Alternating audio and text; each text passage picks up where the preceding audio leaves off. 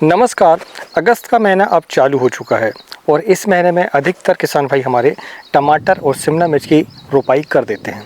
और रोपाई करने के बाद कुछ कॉमन समस्याएं हैं जो शुरुआती अवस्था पर ज़्यादातर आती हैं, जैसे कि जड़ गलन की समस्या, आपकी डंपिंग आपकी समस्या, कुछ कीटक होते हैं जो कि हमें शुरुआत से ही परेशान करते हैं। जैसे कि टमाटर की फसल पर हम देखते हैं कि पौधा छोटा होता है और उसमें लीफ माइनर के हमें संकेत दिखाई देते हैं, छोटी इल्लियाँ भी दिखाई देती हैं, थोड़ा थ्रिप्स भी दिखाई देता है शिमला मिर्च पर, और हमें बैक्टीरिया जनित रोग जैसे कि बैक्टीरियल ब्लाइट है आपका, ये भी दिखाई देता है।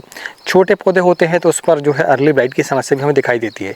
तो इस तरीके से अगर हम देखें तो शिमला मिर्च और टमाटर की फसल पर अधिकतर शुरुआती अवस्था पर ही हमें कुछ कंट्रोल करने पड़ते हैं, चाहे वो कीटनाशक के तौर पर हों चाहे फिर फंगीसाइड के तौर पर हों। और हमें पत्तियों के माध्यम से भी कुछ फर्टिलाइजर देने होते हैं।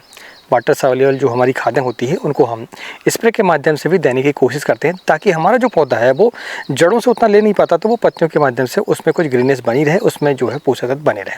तो ये सारी समस्याएं होती हैं और उनका निदान हम इस वीडियो पर समझेंगे। मैं आपको आज इस वीडियो पर टमाटर के 2 स्प्रे बताऊँगा शुरुआती अवस्था के, और 2 मैं आपको शिमला मिर्च के बताऊँगा।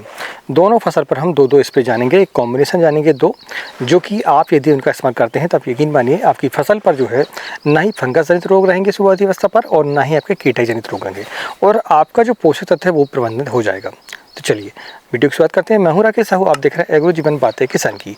जानकारी पसंद आए तो वीडियो को लाइक करें, चैनल पहली बार चैनल को सब्सक्राइब जरूर करें। हमने टमाटर, शिमला मिर्च, खीरा, बैगन, करेला और फूलगोभी इनके लिए ई बुक लिखी है। आप चाहें तो लिंक डिस्क्रिप्शन पर भी है और कमेंट बॉक्स पर भी है, और स्क्रीन पर जो नंबर चल रहा है वहाँ से भी आप जो हमसे संपर्क कर सकते हैं और ई बुक को ले सकते हैं। ई बुक पर हमने संपूर्ण जानकारी दी है, चाहे वो कीटक प्रबंधन हो, चाहे फिर रोग प्रबंधन हो, चाहे वो खाद प्रबंधन हो, हमने संपूर्ण जानकारी दी है उसको। और एक चीज़ और खास बात, यदि आप इसे फ्री लेना चाहते हैं तो मैं आपको बताऊँ कि यदि आप इस चैनल पर नए हैं तो चैनल को सब्सक्राइब करें, वीडियो को लाइक करें। इस महीने के अंत में यानी कि अगस्त के महीने में हम जो है 10 किसानों को फ्री ई बुक का वितरण करेंगे, किसी भी एक फसल का जो आप चाहते हैं। तो चलिए वीडियो को आगे बढ़ाते हैं और शुरुआत करते हैं हम शिमला मिर्च की फसल से। हमने पीछे ये हमारे 2 एकड़ पर शिमला मिर्च लगाई हुई है और इसकी रोपाई के लगभग 3 दिन हो चुके हैं अभी।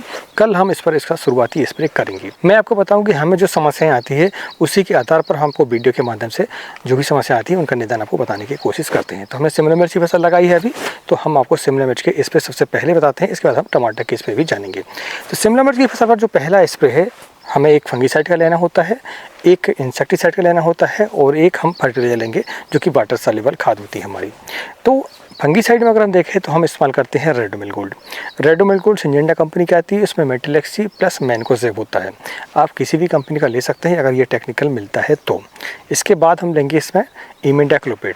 इमिडाक्लोपिड किसी भी कंपनी का आप ले सकते हैं जो अच्छी कंपनियां हो, जैसे कि कॉम्पिडर आता है आपका बायर कंपनी का, आप किसी और कंपनी का भी ले सकते हैं। इसके अलावा हम लेंगे 19-19 की मात्रा इस पर।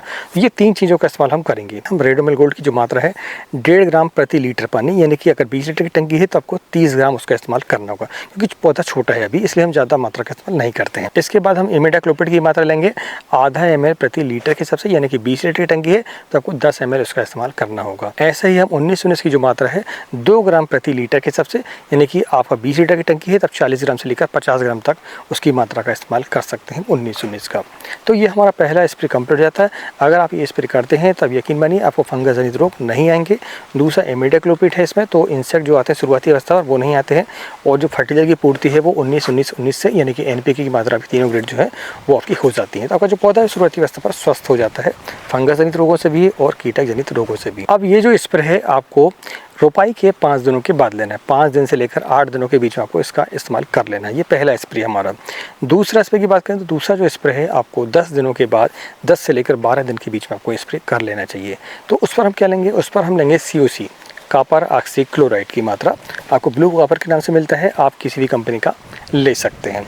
उसकी जो मात्रा है हम 2 ग्राम प्रति लीटर के हिसाब से, यानी कि 20 लीटर की पर 40 ग्राम की मात्रा हम इस्तेमाल करेंगे।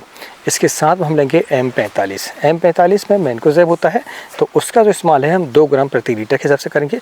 20 लीटर की है आपकी, तो आपको उसका 40 ग्राम आपको इस्तेमाल करना पड़ेगा। दूसरा हम इस्तेमाल करेंगे इसमें अलीका, जो कि सिंजेंटा कंपनी का आती है। इसमें लेमडा प्लस आपका थायमाथक्सम होता है।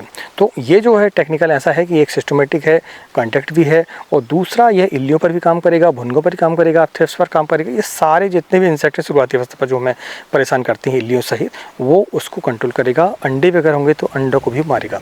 अलीका एक ऐसा टेक्निकल है, ठीक है। अलीका के अलावा अगर ये टेक्निकल कहीं और मिलता है आपको तो उसका भी आप इस्तेमाल कर सकते हैं। इसके साथ हम लेंगे सीविड। सीविड पीआई कंपनी का आता, वाईबीटा के नाम से आता है, उसका इस्तेमाल कर सकते हैं। आपकी एको की सगारी का आती है लिक्विड वाली, उसका इस्तेमाल कर सकते हैं, या फिर किसी अन्य कंपनी की आती है तो उसका भी इस्तेमाल करते हैं। तो आपका जो स्ट्रेस मेंटेन है वो हो जाता है। क्या होता है कि छोटा पौधा होता है, अगर धूप तेज़ रही, बारिश ज़्यादा हो गई तो ऐसे समय पर हमारे पौधे पर स्ट्रेस आ जाता है। तो जब आप ये सीविड का इस्तेमाल करते हैं तो आपकी फसल पर स्ट्रेस नहीं आता है। तो ये शिमला मिर्च के हमने 2 स्प्रे आपको बताए हैं, 2 कॉम्बिनेशन आपको बताए हैं। जानकारी पसंद आई तो वीडियो को लाइक जरूर करें।